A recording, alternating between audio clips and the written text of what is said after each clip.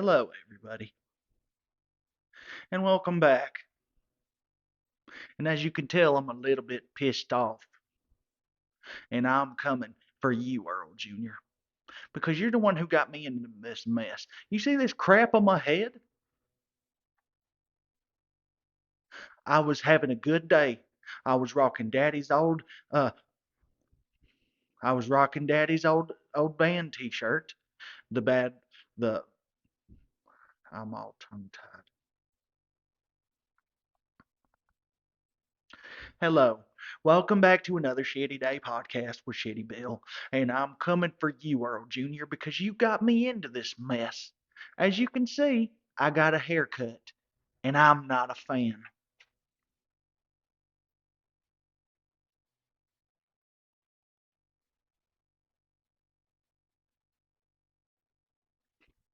Yeah, see, I was having a good old time. I was having a great day.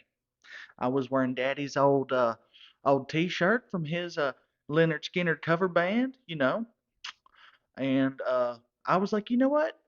I need to get a haircut. Mama's always, complaining about how my hair's all crazy, and she wants me to get my mullet all touched up. So I was like, okay, I'm gonna go get my haircut. And Earl Jr., he says, hey Bill, Dirty Rhonda, she's opened her shop back up, and she needs clients 'cause she needs the money. So why don't you hit her up? She has hella deals. Like she's always promoting, and everything just looks good and cheap. I was like, the quality's good and it's cheap. Where do I sign up? So Earl Jr. said he got his hairs cut by her plenty of times, and he's always talking about how great his Malay looks, and that mine could be tip top just like his. And I always thought mine looked better than his, but you know what? I was like, if Earl Jr.'s got his hair cut by this lady, then I reckon I'll take his advice and I'll go see what this is about. So I went on down the road and I went and visited Dirty Rhonda at her salon, and red flag. Red flags everywhere. But as you and I both know, I love to collect red flags like they are damn Pokemon. Red flag number one, cigarette butts all over the parking lot. Red flag number two, it was not a real salon. It in fact was not a double wide, but a single wide trailer that she had repurposed into a business. Nothing wrong with it. Well, so I thought. I walk inside after noticing that on her outside window there was a big old sign that she had cut out. It was cardboard, and she used crayons to write Dirty Rhonda's Salon now open.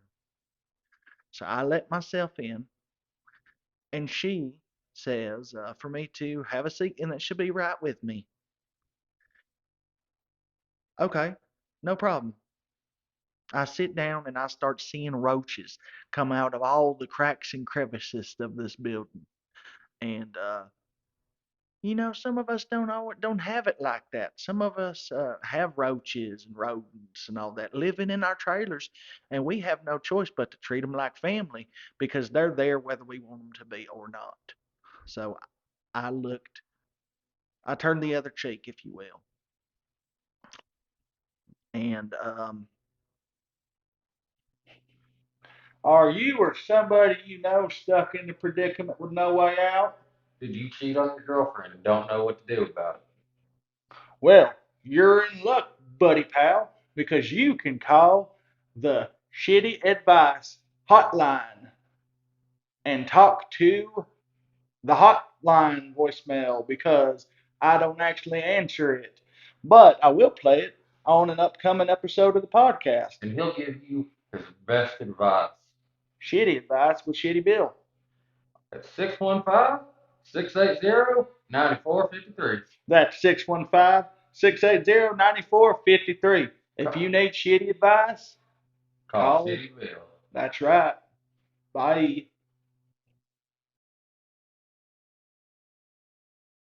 Well, hello there. My name is Tucker Wayne, the brother of Earl Jr. I'm the much more successful one, if you haven't noticed already. By the way, did I happen to mention that I am the greatest male model who ever existed? And Earl Jr. and Shiddy Bill have been begging me to be on their disgusting trailer trash podcast, Another Shitty Day. Well, I guess it's time to potentially add class to this nasty, disgusting podcast. She told me that she was very experienced, that this was her fifth year of cutting hair professionally, and she'd have me looking tip top, and that she has cut Earl Jr.'s hair plenty of times. So I'm sitting and I'm waiting, and her phone starts ringing. So I'm thinking, okay, there's people that are making some appointments with her to get their hairs done and cut and all that good stuff. Well, she leaves me sitting in the chair for 20 whole minutes while she's talking about some man that she's hooked up with that she met down at the Waffle King. And she's chain smoking cigarettes right over my head. She's just flipping ashes everywhere. It's getting in my eyes and it's stinking up the place. And I can't breathe. This isn't a big place. I can't breathe. So I'm bored at this point because she's not talking to me. She's not cutting my hair. And I look up at her hair. You should always look at your hairdresser's hair before letting her use scissors on you. And her hair looked pretty nice, except from the fact that it also looked like she used 2 pounds of Aquanet in her hair and had bleached it to a crisp. But hey, her hair, not mine. Well, I shit you not. Miss Dirty Rhonda grabbed a big old pair of garden scissors and immediately starts clipping my curls off my head. And I'm like, lady, what are you doing? She goes, hey, I'm a professional here. She's not asking me what kind of hairstyle I'm going for, what I need. Um, is just busy talking on the phone, and with one, she has the phone in her ear and she's clipping with garden scissors, taking off my locks, all while chain smoking cigarettes.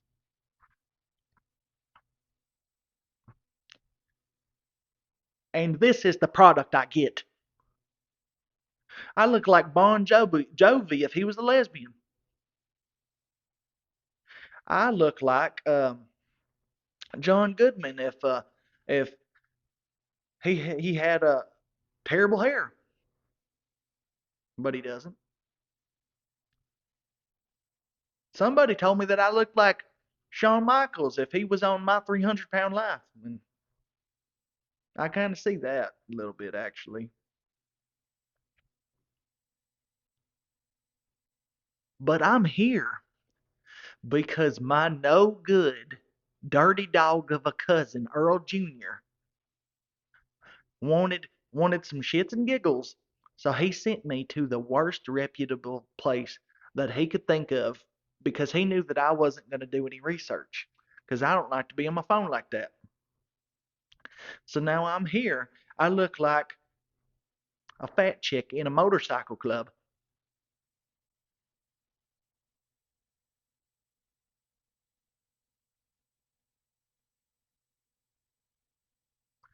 And so next time I see Earl Jr., I've decided, I made up my mind this morning when I rolled out of my bed and I seen this garbage on the top of my head that me and Earl Jr. are going to fight. I'm going to take him out into Mama's front yard and I'm going to whoop his ass. Harder than it's ever been whooped.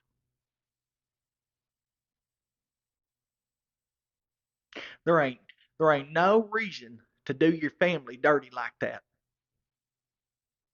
And now here I am on the Another Shitty Day podcast looking like damn Rosie O'Donnell with a mullet.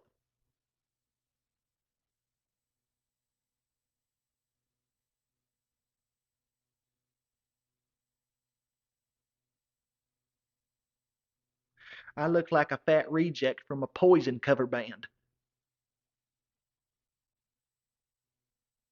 Do you see? Let me take these earphones off so you can see the full thing. Do you see this?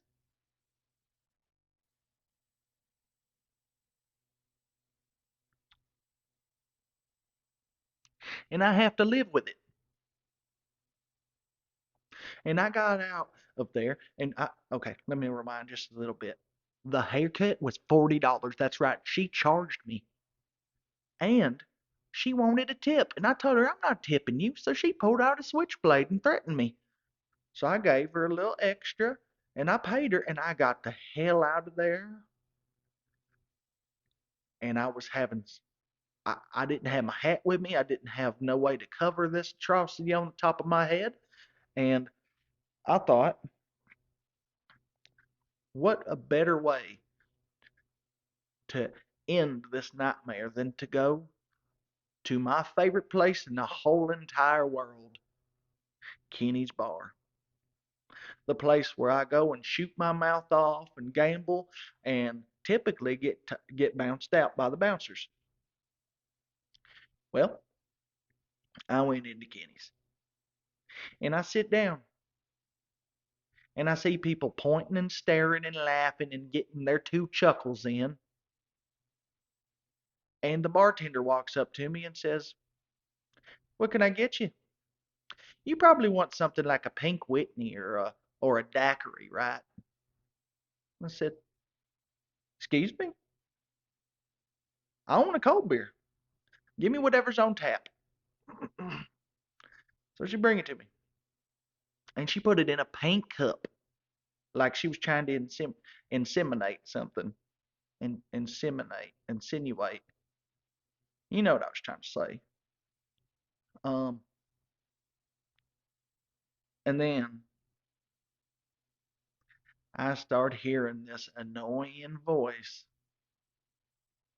singing karaoke over yonder, and you'll never guess who was in Kenny's bar. That's right. It's y'all's favorite. It was Earl Jr. doing karaoke, and everybody loving him and clapping for him and boosting that ego that he has no business having. And he comes and he sits down, and the bartender immediately hands him a beer. And he goes, "Well, hey, how you doing, sissy boy? That's a nice haircut you got there." And I said, "Earl, how could you do this to me? You're playing with my livelihood. You know that my mullet is how I make my living. These people on the tube, they pay to look at my mullet, and you've taken it away from them." He starts chuckling and goes, "Hey, I was just playing. It was just a prank. Your hair's going to grow back out. It looks perfectly fine. And hey, there's a little lady over there looking at you, talking about how you had the most beautiful hair she's ever seen in her life." And I said, "Oh, yeah? Which one?" And he points at this lady who's probably, in her 50s, and she's drunk as a skunk, and she's talking about how she said that she said that I looked like Adele before she lost all of the weight.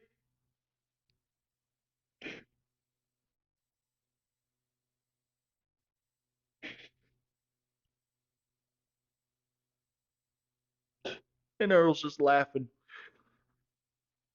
because he thinks it's a game, and it's not a game.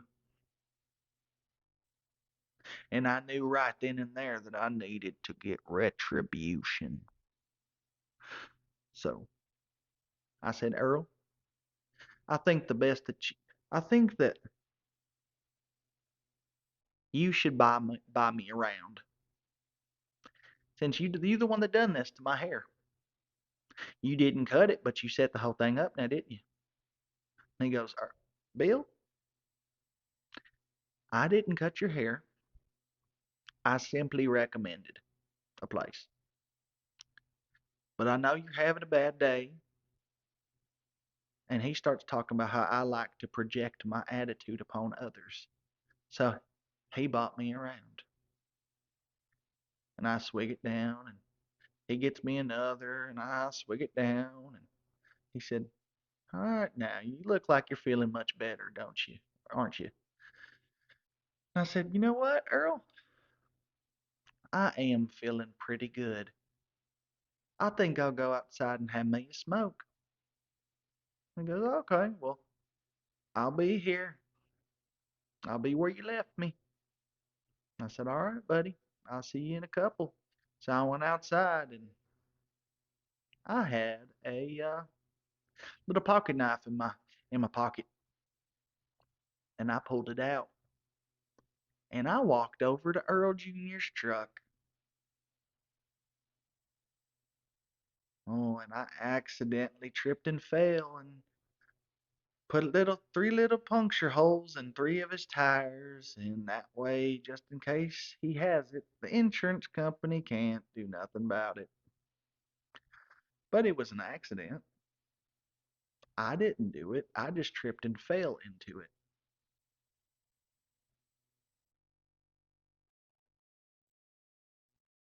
Well, Earl Jr. comes out there and he's talking about he don't know what he's going to do and that he don't get paid until next week and that his rent's due. And so I said, I'll take you to work tomorrow. I'll take you.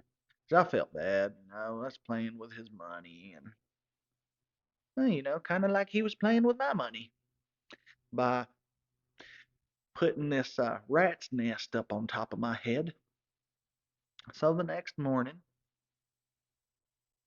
I stopped at the Sip and Go gas station and I picked up a case of Bud Light, Bud Ice. I'm sorry, couldn't afford the other thing. So, and I went and I picked up Earl Jr. And I said, Earl, I feel bad about how we ended things last night, so I bought you a case of beer. And honestly, he looked like he was going to cry. He was so happy because if you know Earl Jr., you know that he loves drinking beer in the mornings. That's when he prefers to drink it.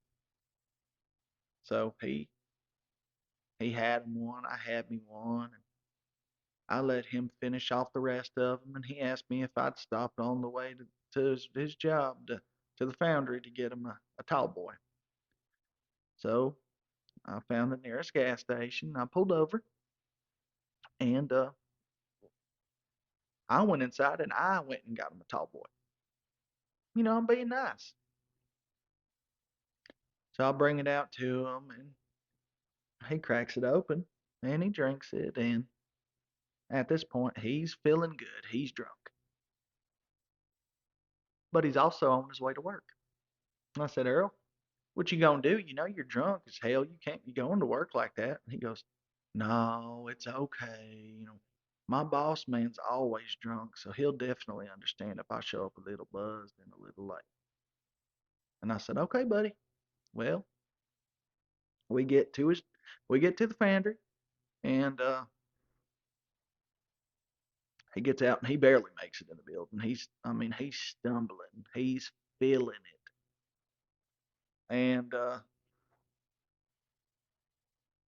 he calls me about 45 minutes later, and he says, Bill, I really need you to come pick me up. They just fired me. And I said, they fired you? Well, why'd they do that for? And he said, well, I got on the I got on the forklift and I put it right through the shipping order, and I damaged a lot of product, and it also tipped over It flung forward the forklift and sent me flying to the other side of it. So they had to give me the drug test and the alcohol test, the breathalyzer, and I failed for both. And they fired me. And I could really use a way home because right now I'm across the street and they're threatening to call the law. Well, I don't want my brother to go, my cousin to go to jail.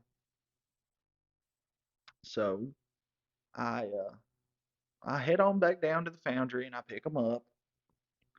He's sitting on the floor and he's crying and talking about how his life's over and how now he's going to have to spend the next few days looking for a job and he was going to be stuck in the house with all of his kids and with Rebecca. And I was just there for him. I was like, it's going to be okay, buddy. It's going to be okay. You always make it through everything, don't you? Just like you told me I was going to make it through this new haircut. Was I the villain in this story? Was I? Because I don't feel like I was, but I've been told that I was kind of acting like a little bit of an asshole. And the more I sit and stew in this whole situation, I kind of feel like maybe I could have went about things a little bit different. But hey, we live and we learn, don't we, buddy? Just like you learned that you don't ever mess with another man's mother. And when I see you out in front of your trailer park, I'm gonna go stomp that ass for you.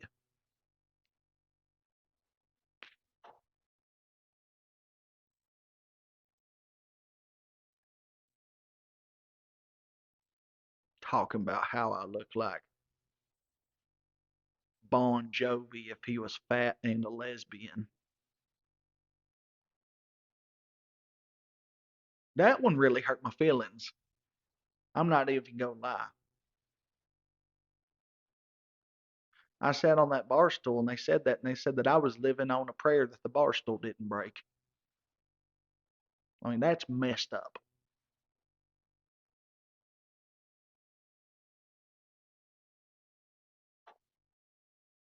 And I said, I was just trying to get a good haircut. And they said, well, you're halfway there.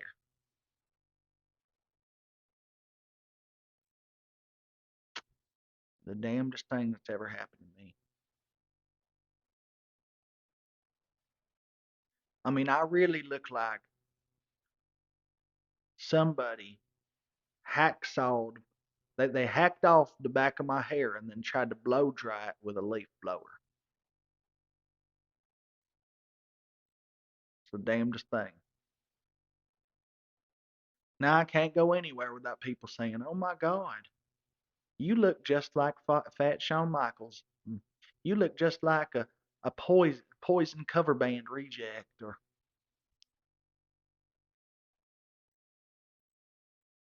but the worst one that I was told was that Earl Jr. has a better mullet than me now,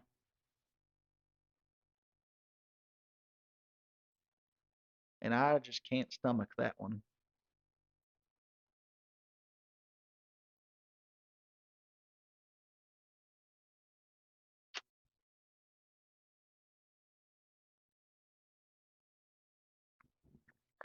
And I believe I have a call somewhere. I just gotta find it. Give me just a second. I'll see if I can get it loaded, and if not, then we will save it for another time.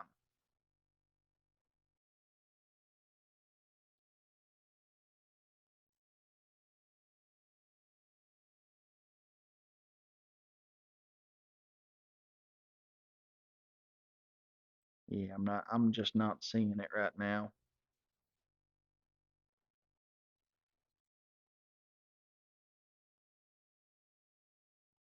Come on, come on.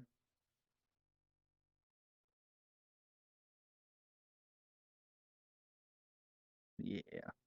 Yeah, well, it looks like we're gonna have to wait on that one.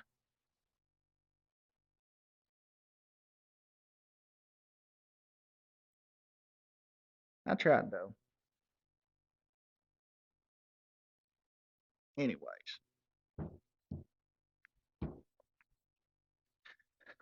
so yeah, I got a terrible haircut. Earl Jr. lost his job.